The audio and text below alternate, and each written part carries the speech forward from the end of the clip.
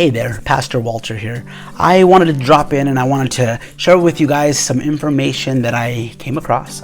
We've been praying for some time now that God would open up the doors that we would be able to receive a bigger space. Currently, the space that we're in, it's just too small. We've outgrown it, significantly outgrown it, and it's been a hard road finding the right building. We've been praying for probably the better part of 6 months that God would just open up those right doors. And I just recently was informed that there is a spot opening up in the same complex that we're in, only it's 4 times the size of our building right now.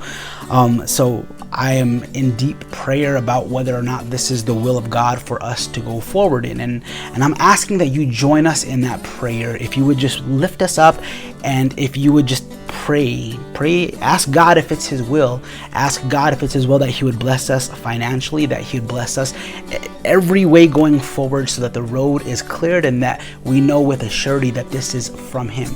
I would also say in the book of Exodus, and I believe it actually takes place in Numbers, but it's the whole account of the Exodus when the children of Israel have left Egypt, the wandering in the wilderness.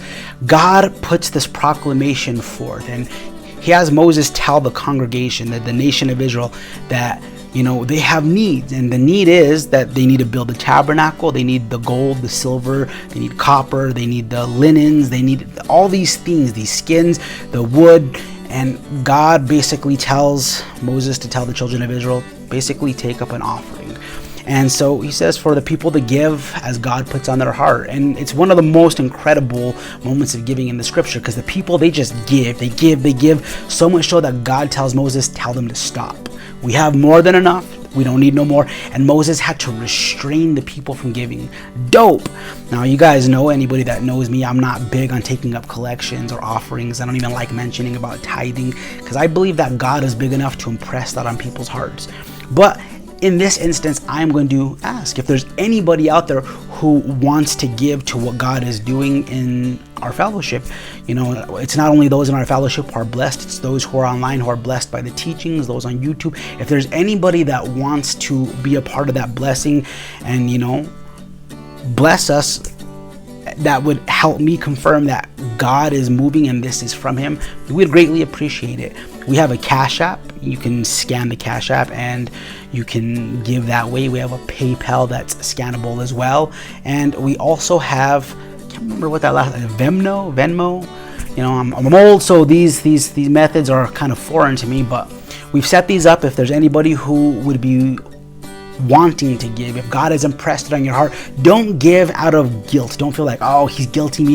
If you feel guilty, don't give. But if God has lit a fire in you and you have a desire to give to what God is doing in this ministry, we would more than greatly appreciate it. Again, I'm right now just praying. I'm praying that God would bless us with the finances, that God would bless us with everything that we need going forward, so that if this is His will, that we could walk into it with a surety, that we could walk into it with confidence. Again, I thank you for your time. I thank you for listening to what I had to say. I love you, and may the Lord bless you and keep you. And I look forward to seeing you Sunday morning as we go into John chapter 2, verses 13, probably to the end of the chapter is what I'm looking at. But I love you guys. God bless you.